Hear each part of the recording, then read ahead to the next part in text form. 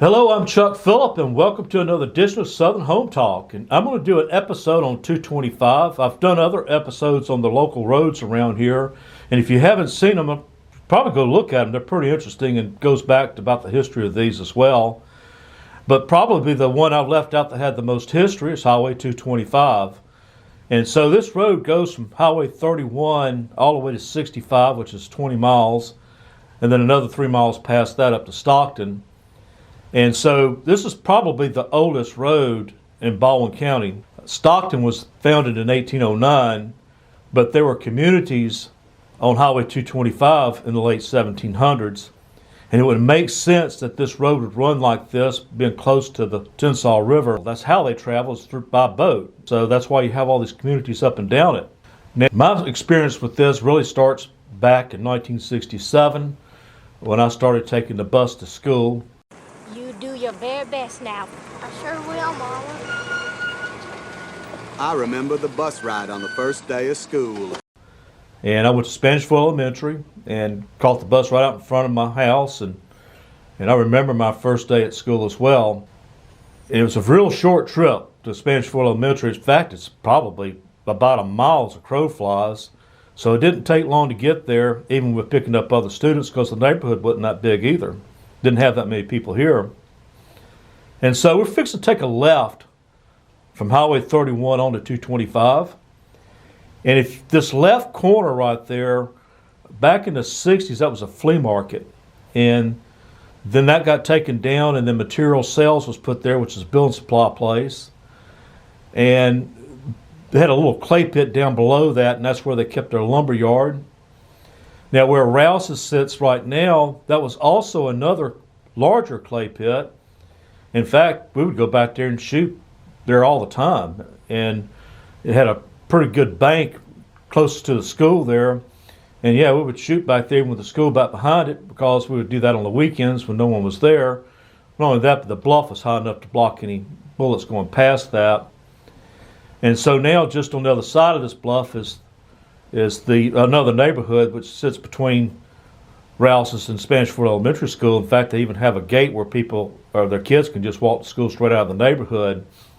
And so when I take this bus, we'd pull in, and it was a real short circle that we came into, and there'd be the school guards there.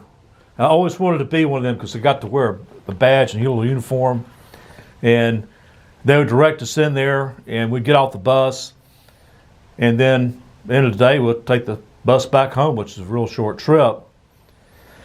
And so we're going to leave out of here at Spanishville Elementary School and keep going up. And where Spanishville Elementary School north, that's where the Union had a lot of their artillery set up. They had to drag it back to there because Fort McDermott was lighting them up pretty good, so had to pull it back. And so this is one of the major Union lines right there where 225 is. And so I'm pretty confident that road was there as well. Back in the 1920s, George Fuller Sr. came down from Chicago with some investors, and they built a large golf course. It also had a clubhouse and also a well, which is still there to this day. But this golf course basically covered both sides of Highway 225. And so the Great Depression hit, and that folded up. So you get on down 225, heading down toward the creek there. If you pull in to the right, that's Busby's Fish Camp. And I used to launch my boat there, and it was a good place to launch it too. And it was also a good place to get the best catfish you ever had, because he had a source for that. And so I would just go down there probably several times a month and buy catfish from old man Busby. That's what we called him. His name was Leslie Busby. And he lived all the way to be 91 years of age, and he was in great shape all the way up till the time he died. So that was a place to go get fresh catfish, and also a place to go fishing as well. But on another unique story that came out of this was back in the 80s, me, Pat, and Doug decided we wanted to go camping, and we just went out and tried to find a place to go. And so we went down there across from Busby's, parked our car, and set out trekking along this bluff. And we found us a little spot there. It was kind of clear where we could set up a tent. And so we left there and went to Delshams and bought steaks and beer and went back down there and set up camp. Well, we was getting our fire started and getting our tent set up, all that stuff, and started cooking our steaks after it got dark. And I could hear some yelling across the river there, or across this basin. It wasn't very far to the other shore. So I walked down there, and I could hear some screaming. And I said, well, then it stopped, and I came back to the camp.